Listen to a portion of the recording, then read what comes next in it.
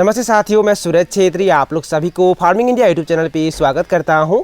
साथियों, आशा करता हूं आप लोग सभी स्वस्थ होंगे। ये वीडियो बहुत ही खास होने वाला है क्योंकि इस वीडियो में आप लोगों को बताऊंगा मुर्गियों के चूजे जो मरते हैं वो किन कारणों की वजह से मरते हैं और उन चूजों को हम मरने से किस तरीके से बचा सकते हैं उसके बारे में। तो प्लीज़ आप लोग ये वीडियो पूरे लास्ट तक ध्यान से देखना। वीडियो में आगे बढ़ने से पहले मैं आप लोग सभी से एक छोटी सी रिक्वेस्ट करना चाहता हूँ।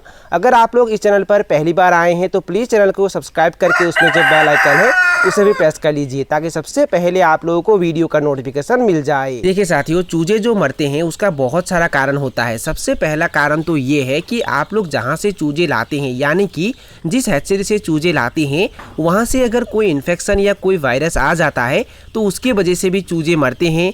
दूसरा कारण ये है कि आप लोग जहाँ से चूजे लाते हैं वहाँ से अगर आप लोगों को बी ग्रेड के चूजे दिया जाता है तो उसकी वजह से भी चूजे मरते हैं।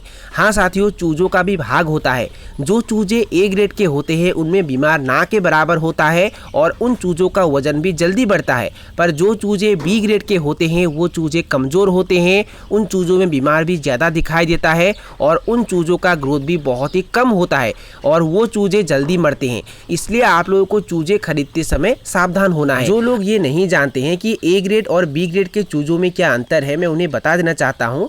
बड़े साइज वाले अंडों से जो चूजे निकलते हैं वो ए ग्रेड के होते हैं और उन चूजों का साइज भी बड़ा होता है, और छोटे साइज वाले अंडों से जो चूजे निकलते हैं वो बी ग्रेड के होते हैं और उन चूजों का साइज भी छोटा होता है। साथियों, पहली बार जब मुर्गियां अंडे देती है उन मुर्गियों का जो अंडा होता है वो ज्यादातर बहुत ही छोटा होता है और उन अंडों से जो चूजे निकलते हैं वो बी ग्रेड के होते हैं।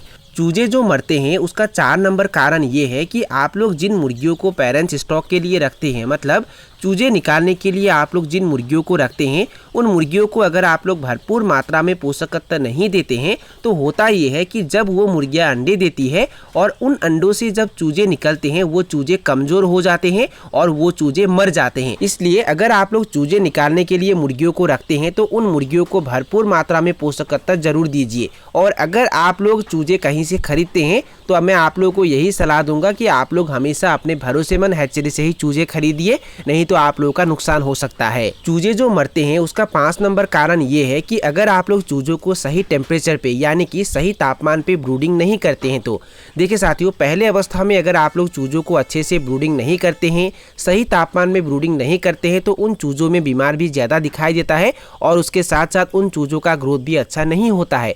इसलिए पहले अवस्था में चूजों को अच्छे से ब्रूडिंग करना और उसके साथ साथ सही तापमान में ब्रूडिंग करना बहुत ही जरूरी है। पहले हफ्ते में चूजों को 95 डिग्री फ़ारेनहाइट पर ब्रूडिंग करना है, दूसरे हफ्ते में चूजों को 90 डिग्री फ़ारेनहाइट पर ब्रूडिंग करना है, तीसरे हफ्ते में चूजों को 85 डिग्री फ़ारेनहाइट पर ब्रूडिंग करना है, 4 नंबर हफ्ते में चूजों को 80 डिग्री फ़ारेनहाइट पर ब्रूडिंग करना है। चूजों को ब्रूडिंग करने के लिए आप लोग गैस ब्रूडर का भी इस्तेमाल कर सकते हैं, इलेक्ट्रिक ब्रूडर का भी इस्तेमाल कर सकते हैं या लाल रंग का बल्ब का भी इस्तेमाल कर सकते हैं। और उसके साथ साथ खास तौर पे आप लोगों को ध्यान ये देना है कि आप लोग चूजों को जिस घर में रखते हैं, जिस घर में ब्रूडिंग करते हैं उस घर के बाहर पर्दे से ढक देना है ताकि बाहर का ठंडा हवा फार्म के अंदर तक ना जाए, और सुबह होते ही मौसम देखकर पर्दे को ऊपर उठा देना है ताकि रात भर में फार्म के अंदर जो भी गैस जमा हुआ है वो बाहर निकल सके।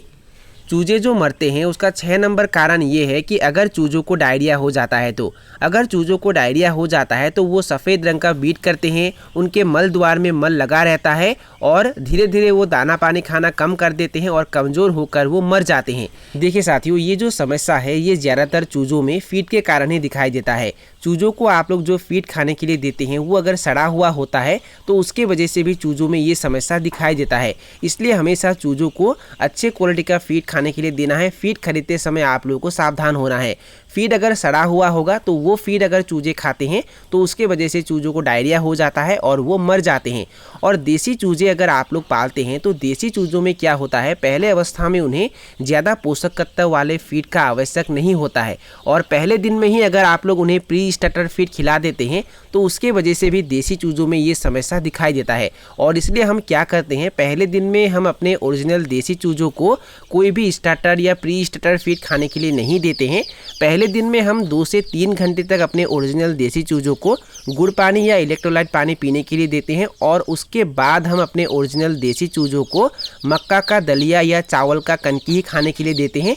और दूसरे नंबर दिन से हम ओरिजिनल देसी चूजों को 50% चावल का कनकी और 50% स्टार्टर फीड मिक्स करके खाने के लिए देते हैं। और जब से हमने देसी चूजों को इस तरीके से पालना चालू किया तब से हमारे देसी चूजों में ये समस्या दिखाई नहीं दिया है। चूजे जो मरते हैं उसका 7 नंबर कारण ये है कि आप लोग चूजों को जिस घर में ब्रूडिंग करते हैं वहाँ आप लोग बिछावन के तौर पे अगर धान का भूसी या लकड़ी का बुरादा इस्तेमाल करते हैं और उसे अगर आप लोग प्रतिदिन रैकिंग नहीं करते हैं, उलट पलट नहीं करते हैं, वहाँ अगर एमोनिया बन जाता है, बिछावन अगर गीला होता है तो उसके वजह से भी चूजों में तरह तरह के बीमार दिखाई देता है। और खासकर इस दौरान मतलब अगर एमोनिया बन जाता है तो उस समय चूजों में CRD बीमार दिखाई देता है और अगर चूजों को CRD बीमार लग जाता है तो उन्हें बचाना मुश्किल हो जाता है। इसलिए आप लोगों को ये बात बहुत ही अच्छी तरीके से ध्यान देना है। आप लोग बिछावन के तौर पे जो भी इस्तेमाल करते हैं, चाहे वो धान का भूसी हो या लकड़ी का बुरादा हो, उसे प्रतिदिन रैकिंग करना है और उसके साथ साथ वो बिछावन कभी भी गीला होने के लिए नहीं देना है, उसे हमेशा सूखा रखना है।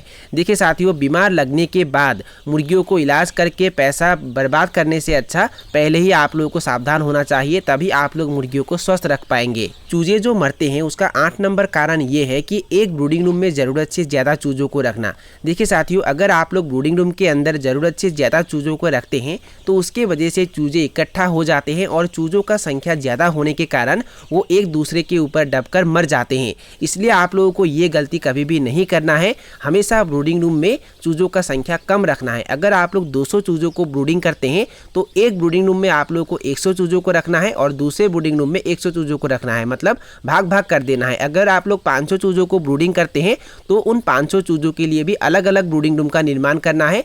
एक ब्रूडिंग रूम में ही 500 चूजों को कभी भी नहीं रखना है। मतलब ब्रूडिंग रूम के अंदर चूजों का संख्या जितना कम होगा, चूजे इकट्ठा होकर मरने का जो खतरा होता है वो भी कम हो जाता है। चूजे जो मरते हैं उसका 9 नंबर कारण ये है कि अगर आप लोग चूजों को सही समय पर मेडिसिन यानी कि दवा नहीं देते हैं तो देखिए साथियों, अगर आप लोग खरीद कर मेडिसिन चूजों को खिलाना चाहते हैं तो आप लोगों को करना क्या है, 2 नंबर दिन से लेकर लगातार 3 दिन तक दिन में एक बार शाम के समय में एंटीबायोटिक और B कॉम्प्लेक्स विटामिन पानी में मिक्स करके चूजों को पीने के लिए देना है। अगर आप लोग एंटीबायोटिक देते हैं तो उसके वजह से होता ये है कि आप लोग जहाँ से चूजे लाते हैं, जिस हैचरी से चूजे लाते हैं, वहाँ से अगर चूजों में कोई इन्फेक्शन या कोई वायरस आ जाता है तो वो खत्म हो जाता है। और कभी भी खाली एंटीबायोटिक चूजों को या बड़े मुर्गियों को नहीं देना चाहिए, क्योंकि अगर आप लोग खाली एंटीबायोटिक चूजों को या बड़े मुर्गियों को देते हैं तो उसके वजह से वो कमजोर हो जाते हैं और उसके साथ साथ उनका जो रोग प्रतिरोध क्षमता होता है वो भी कम हो जाता है, जिसके कारण कोई भी बीमार उन्हें आसानी से अटैक करता है। और उसके साथ साथ एंटीबायोटिक खाने के कारण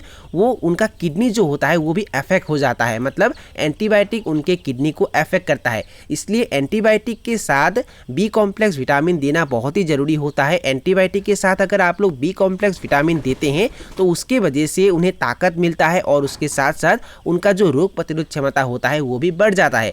और एक बात साथियों, कभी भी ज़्यादा एंटीबायोटिक का इस्तेमाल बिल्कुल नहीं करना है, क्योंकि अगर आप लोग हद से ज़्यादा एंटीबायोटिक मुर्गियों को देते हैं तो उसके वजह से उनका वजन नहीं बढ़ता है, उनका वजन कम हो जाता है और उसके साथ साथ उनका रोग प्रतिरोध क्षमता भी कम हो जाता है। इसलिए ज़रूरत पड़ने पर ही चूजों को या बड़े मुर्गियों को एंटीबायोटिक देना चाहिए। चूजे जो मरते हैं उसका 10 नंबर कारण ये है कि अगर आप लोग चूजों को सही समय पर सभी वैक्सीन नहीं करते हैं तो देखिए साथियों, 5 से लेकर 7 दिन के अंदर चूजों को पहला वैक्सीन दिया जाता है। उस वैक्सीन का नाम है रानीखेत वैक्सीन और उसे F1 वैक्सीन भी कहा जाता है।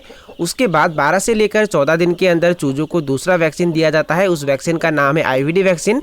उसके बाद 21 नंबर दिन में चूजों को रानीखेत का बूस्टर डोज दिया जाता है और 28 दिन में चूजों को IVD का बूस्टर डोज दिया जाता है। और ये सभी वैक्सीन अगर सही समय पर चूजों को सही तरीके से आप लोग कर देते हैं तो आप लोग चूजों को मरने से बचा सकते हैं। चूजे जो मरते हैं उसका 11 नंबर कारण ये है कि अगर आप लोग छोटे चूजों को बड़े ड्रिंकर में पानी पीने के लिए देते हैं तो देखिए साथियों, अगर आप लोग छोटे चूजों को बड़े ड्रिंकर में पानी पीने के लिए देते हैं तो वो चूजे पानी में डूबकर मर जाते हैं। इसलिए कभी भी छोटे चूजों को बड़े ड्रिंकर में पानी पीने के लिए नहीं देना है। छोटे चूजों के लिए जो छोटा साइज़ का ड्रिंकर आता है उसी ड्रिंकर में उन्हें पानी पीने के लिए देना चाहिए। चूजे जो मरते हैं उसका 12 नंबर कारण ये है कि अगर आप लोग बाहर के लोगों को फार्म के अंदर आने की अनुमति देते हैं तो देखिए साथियों, अगर बाहर के लोग फार्म के अंदर आ जाते हैं तो उनके द्वारा बहुत सारे वायरस या बीजाणु भी आ जाता है जो चूजों में बीमार फैला सकता है और उसके वजह से चूजे मर सकते हैं। इसलिए आप लोगों को ये गलती कभी भी नहीं करना है। बाहर के लोगों को फार्म के अंदर आने की अनुमति कभी भी नहीं देना है। और आप लोग भी जब फार्म के अंदर आते हैं तो पटास पानी में अपना दोनों पैर अच्छे से डुबो कर ही आना है और फार्म के बाहर का चप्पल आप लोगों को अलग रखना है और फार्म के अंदर का चप्पल अलग रखना है। और फार्म के अंदर आते समय फार्म के अंदर आप लोगों ने जो चप्पल रखा हुआ है उसी चप्पल को पहन कर ही फार्म के अंदर आना है। अगर आप लोग बाहर के चप्पल पहन कर ही फार्म के अंदर आते हैं तो ऐसा करने से भी चूजों में बीमार फैल सकता है और उसके वजह से भी चूजे मर सकते हैं। साथियों, इन सभी बातों के अलावा और एक बोनस टिप मैं आप लोगों को देना चाहता हूँ। अगर आप लोग चूजों को स्वस्थ रखना चाहते हैं तो चूजों को मरने से बचाना चाहते हैं तो देखिए साथियों, आप लोगों को करना क्या है, कच्चे हल्दी का रस पानी में मिक्स करके चूजों को पीने के लिए देना है। कच्चे हल्दी के रस अगर आप लोग चूजों को देते हैं तो ये एंटीबायोटिक का भी काम करता है और उसके साथ साथ कच्चे हल्दी के रस पीने से चूजों का रोग प्रतिरोध क्षमता भी बढ़ जाता है। आप लोगों को करना क्या है, 1 लीटर पानी में 5 से 6 ml कच्चे हल्दी के रस मिक्स करके चूजों को पीने के लिए देना है।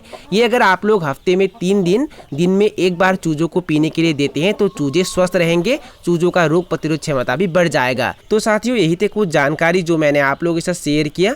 और अगर आप लोगों को ये वीडियो पसंद आया और वीडियो से कुछ सीखने को मिला तो प्लीज़ वीडियो को लाइक ज़रूर करना और दोस्तों के साथ और अपने परिवार के साथ वीडियो को शेयर ज़रूर करना। तो साथियों, आज के लिए बाय बाय, मिलते हैं फिर एक ज़बरदस्त वीडियो के साथ।